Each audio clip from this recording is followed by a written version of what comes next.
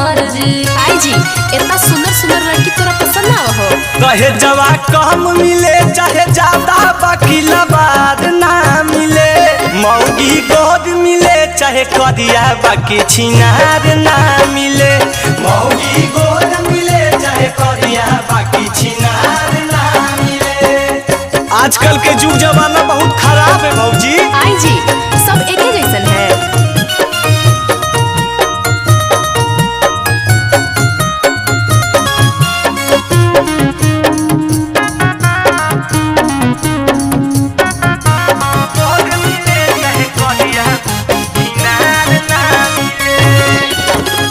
भले हम अपने से बहनाई के खाई मौगी दू नंबर नहीं लाई बड़ी है, मौगी दू नंबर